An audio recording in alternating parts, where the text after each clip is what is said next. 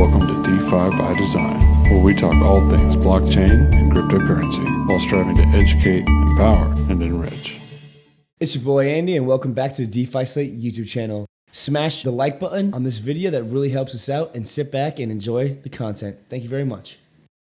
What's going on, y'all? Welcome back. Episode 60 for the DeFi by Design podcast. Most people don't even make it that long in life. This is our 60th podcast. I think there's a stat that says most podcasters quit after 2 episodes.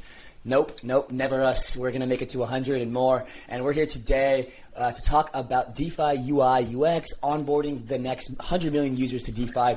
Basically, how we can make it so easy and how we can all play a part in this mission, really, to bring more people in, to make it easy enough for your grandma to be a part of DeFi, to kind of go off the bankless saying of the DeFi mullet with the nice clean front ends and all the crazy yield farming and APYs in the back end that nobody really cares about, well, except for us, but using those and being able to use the technology and make it easy for others. I have the pleasure today to speak with Garry. Garry is the co-founder of GOGOCoin.io. They are making DeFi easy to onboard people into Polygon and putting them into yield strategies that basically, like I said, it's a very clean front end, but they don't really know what's going on in the back end. You can kind of choose your risk tolerance, stuff like that. So really interesting product. Here today with Rob to have a good old podcast with our sponsor, GOGO, and Garry. Let's go. Let's do it. Yeah. Nice to have you on, Garry, and jumping into onboarding the next wave of DeFi, which is, people that may or may not even know that they're using DeFi in the back end.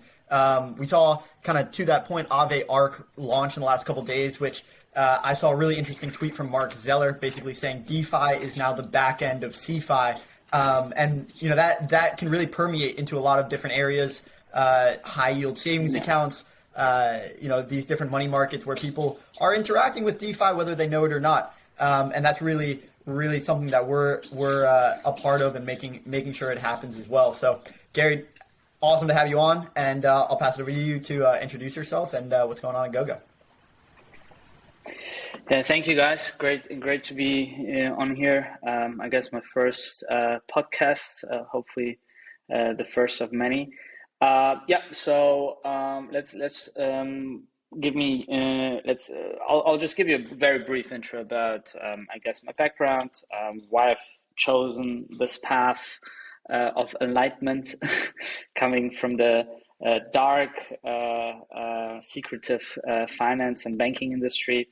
And then, I guess best is if we're going to chat more about what's so disruptive about the GOGO protocol, what exactly GOGOCoin is doing, and I guess what's happening in the space in general.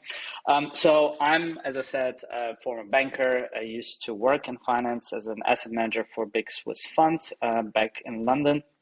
My first day at work, or one of my first days at work, was when the US sovereign debt, or the US Treasury or bonds, T-notes, were downgraded for the first time.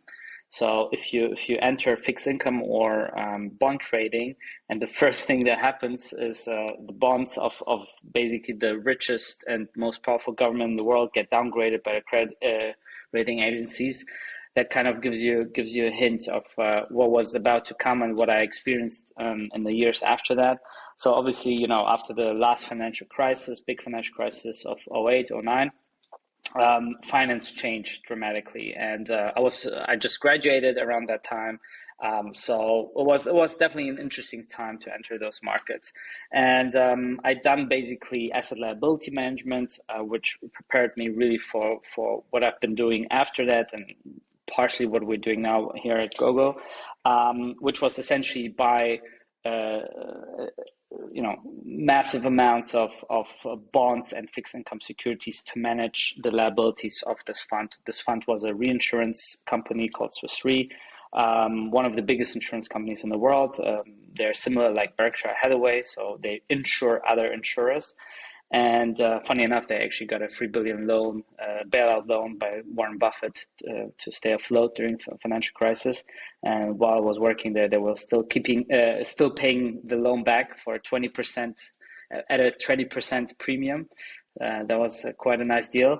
no DeFi needed, just a handshake deal, and that's how you make $600 million, right? So yeah, seeing that part of finance and TradFi, as it's now known, really helped me to understand the, I guess, deeper alleys or the meaning behind what finance, investment banking, economics do to how they influence our lives, essentially how they influence decision making, politics, strategy, and overall the economy. And then I moved to a bank, SocGen, Société Générale. As a French investment bank, I was working on the trading for credit derivatives and credit derivative indices. So like CSD swaps and indices of CSDs. CDS. Oh my God! I definitely need to refresh my TradFi vocabulary. Thankfully, don't have the need to use that a lot these days, right? It's not just we changed the whole industry, we even changed the language, right? Who's using like a credit default swap term now? Like we just call it some 𝗹𝗶𝗃 token strategy. It's really crazy how things changed.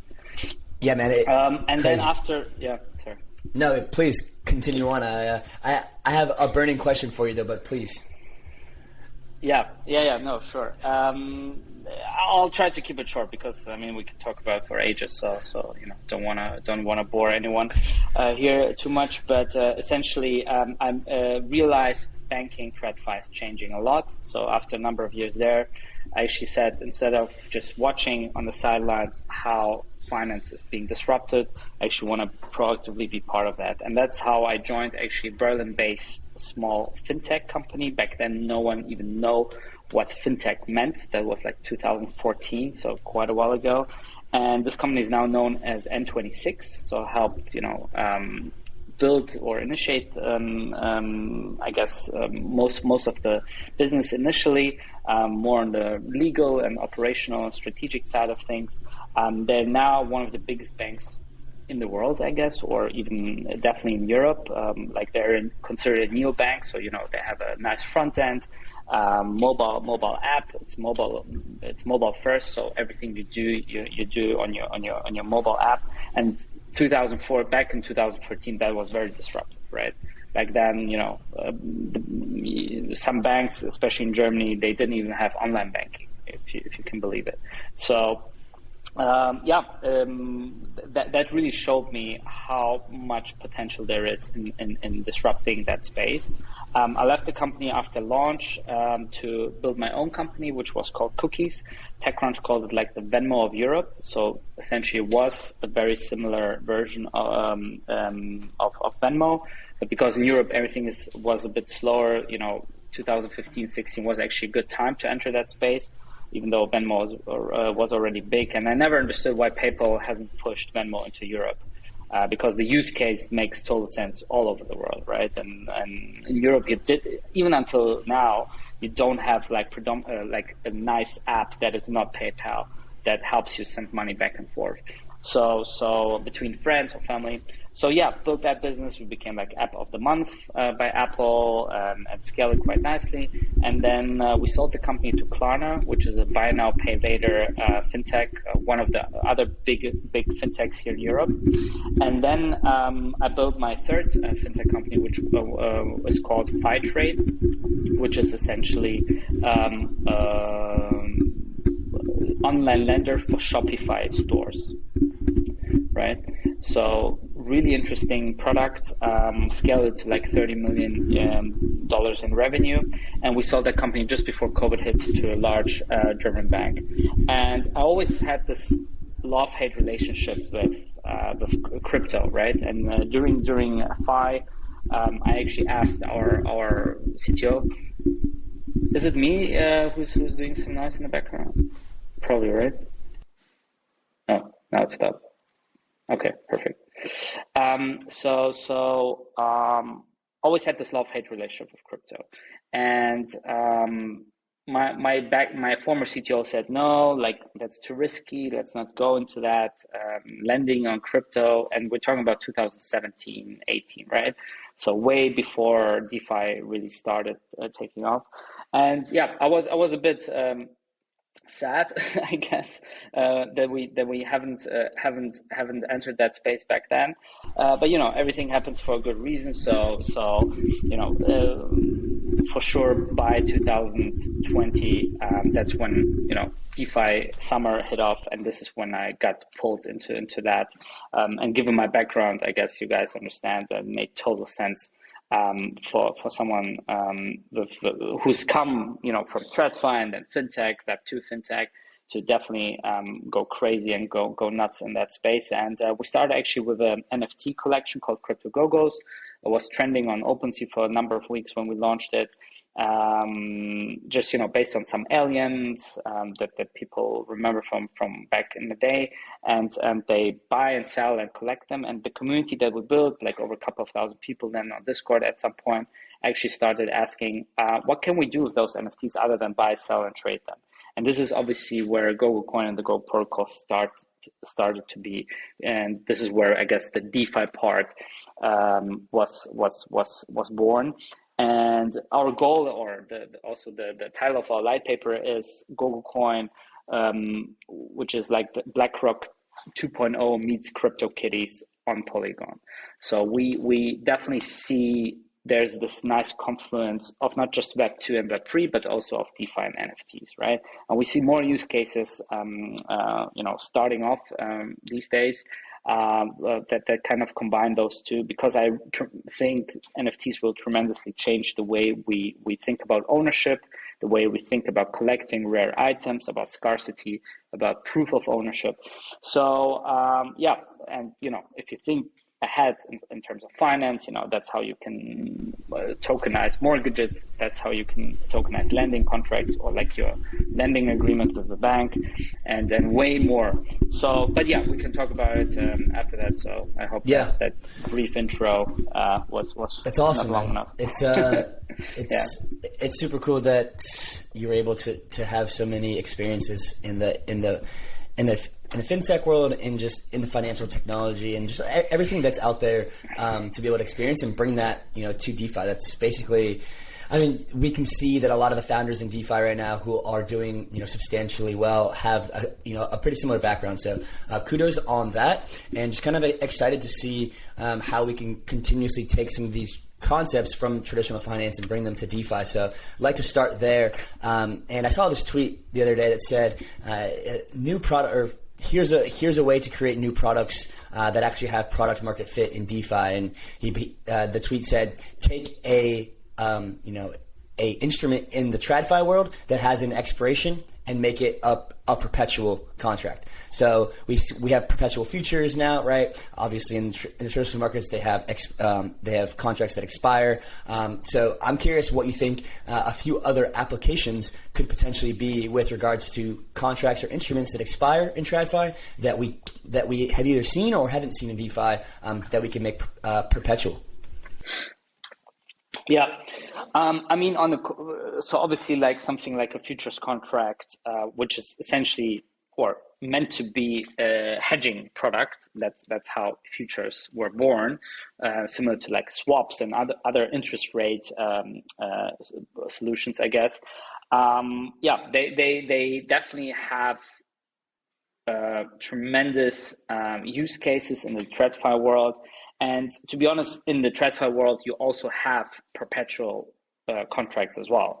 It's just there's obviously a trade-off in terms of if you structure or create a product as a bank or as a financial service provider, what's the cost benefit there, right? So is the cost of creating such products higher than or lower than the benefit that your users or your clients might get? And I think with DeFi in particular, we obviously don't have those tremendous operational and I guess compliance related costs as you would have in the TradFi world. That's definitely one of the advantages, but that's also one of the reasons why, not everyone has moved to, especially the big institutional investors and financial corporates have moved already into DeFi. I think it's definitely going to happen. I'm not sure if it's going to happen with perpetual products though. I know from consumer finance, on a consumer financing side and maybe retail or SME lending side, you also have like recurring loans, right, that actually have an expirational date as well. So for instance, the company I was doing before, we gave out like merchant financing, right? So you're an online merchant and you needed to buy stock or goods, and you would have this recurring line of credit, I guess, that sometimes or most of the times it had an expiration date, and then if you wanted to withdraw new money once you paid back your loan, you would have to apply, or not apply, but there's a process of going that you have to go through, right? Which creates operational overhead. And I guess with DeFi, you can definitely save on some of those overheads. But what I'm a bit more excited about is actually tokenizing cash flows and tokenizing interest rates. I guess interest rates in general, wherever those rates come from. So I'm very excited about what MakerDAO is doing together with Centrifuge, and now Centrifuge, kind of expanding, across DeFi a bit more. And I definitely see more real world assets or real world cash flows being tokenized and brought on chain, and therefore creating multiple of new exciting use cases for DeFi. Yeah, I and think more this value. This is also the end game here. Yeah, instead of just the inflation via token emissions, we start to see actual cash flow value created. And I mean, that kind of takes me to the thought of when you're building the fintech companies that you have in the past, specifically like the software as a service company, right, that you got to a pretty high annual run rate. You're really thinking on a cost benefit, cash flow, expenses, profit kind of model, right? But when you're building a DeFi protocol, I tend to think that you might approach it in a different sort of way while keeping the foundations that you've grown your other businesses with. Talk to us a little bit about kind of what's been different for you in terms of how your outlook has shifted with regards to building like a Web3 protocol, a community-owned project, versus owning an equity startup and trying to maximize profits and stuff like that. Talk about what are the similarities and what are the differences? Yeah. I mean, they're tremendous, or massive, I guess, in terms of what the differences are. Let me maybe not start with the ownership part. So basically how those companies are owned and governed. Maybe let's start with the business model, or how to think about KPIs, about revenue, use profits, etc. So I highly doubt that the majority of DeFi protocols have a proper business plan in place. I'm not saying you need one, but obviously you kind of should think about what's your KPIs, your financial metrics, how you want to steer that ship, especially when you are in hyper growth. And I think many founders put that part of building a business kind of away, as long as they don't really know if they have a product market fit, as long as they don't know if actually they're going to be users using your protocol. And I guess that's fine, but also it bears risk that essentially how are you going to make money? Where's the value coming from? How are you going to drive up, I guess, the token utilities, and by that, increase value of the protocol or of the token, whatnot. So that's, I guess, okay, because we're still early, so it's fine that not everyone is thinking about it. But the tier one protocols, they're definitely thinking about it. Just look at the Yearn, I guess, investment reports that they're, I think, now published quarterly, where they clearly show how they make money, where they clearly show how the money they make influences the whole ecosystem, influences the tokenomics, etc. So in that regard, the more mature your DeFi protocol becomes, the closer it gets to be an actual real business rather than some virtual, super abstract, machinery. In terms of, I guess tokenomics is the one thing that, even if you have extensive experience in TradFi or fintech and software services and whatnot, I think that the part that you have to spend hours, if not months, even thinking about is, how you're gonna keep the token afloat in terms of how do you increase demand whilst decreasing supply or keeping supply stable. How do you deal with token inflation? How do you create deflation? So things like that, which is very abstract for many people to think about. And I guess when you nail that's one key differentiator why your protocol will be successful or not in the early days. Further down the road, my belief is that good products will find a way to make money either way, no matter how good or bad, I guess, the tokenomics are. Tokenomics is just, I guess, a mirror of how good you prepared yourself to play this game in this arena, because a lot of people judge a product by how the token is performing, rather than the other way around, which should be the case. And I think the more DeFi matures, the more we will see that. And in terms of governance, it's crazy, right? In Web2 startups, founders usually are the majority shareholders. They hold most of the equity, they hold most of the rights, and they kind of control most of the company. Whereas with like decentralized protocols, they're open source, such as GOGO. I'm just one of many, and I'm still, and that's the crazy thing that I have to sometimes think to myself. I'm still feel as incentivized as I was with my, let's say, Web2 startups, even though I don't hold any majorities. I don't have massive control over what we do. Many things that we do and we will do is consensus based. I mean, we're still in the early days. We're just gonna start with the governance proposal part and have people and token holders vote on many things, right? But if you think about it, it's mind blowing how different it is from governing.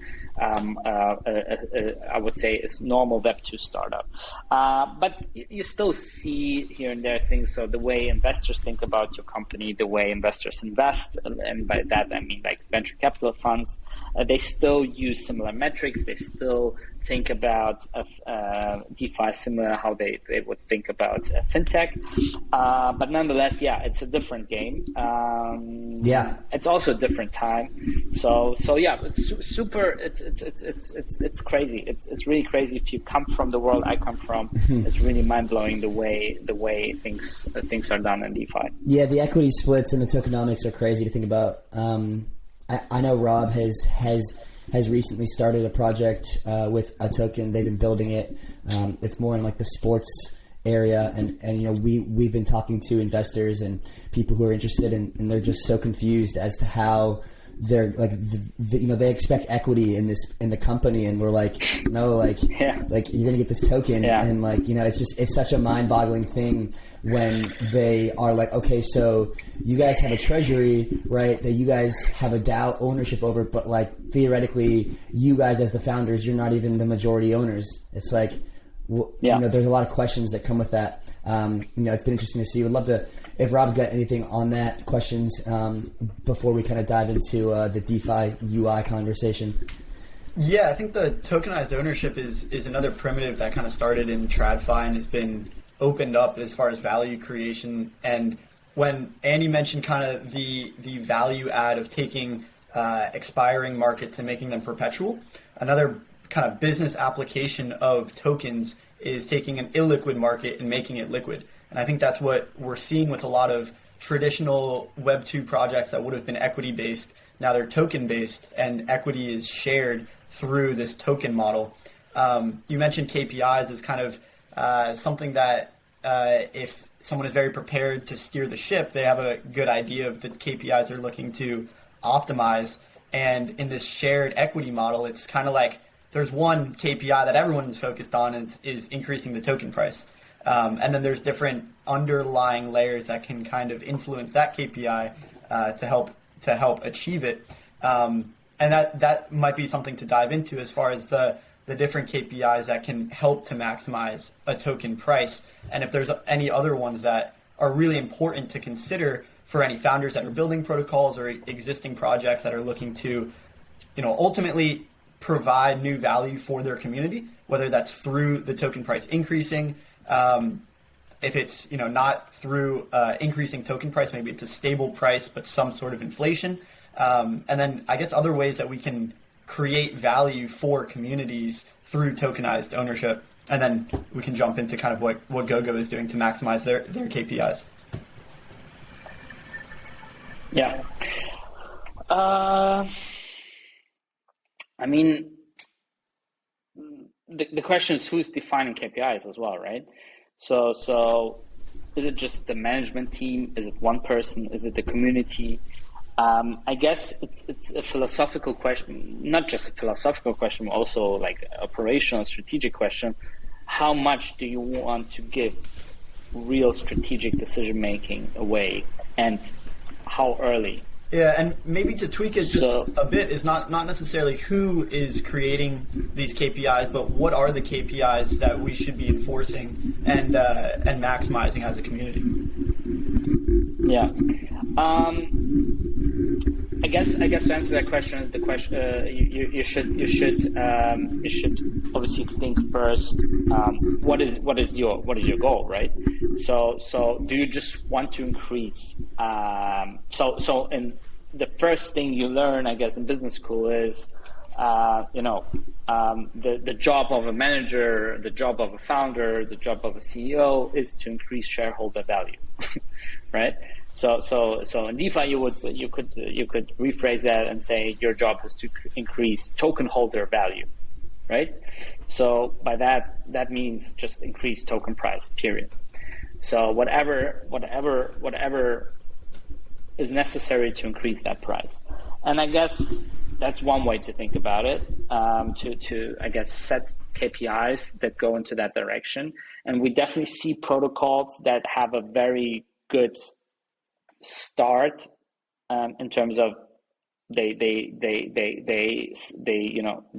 once they're created, the token is going 10x the minute they go live, right?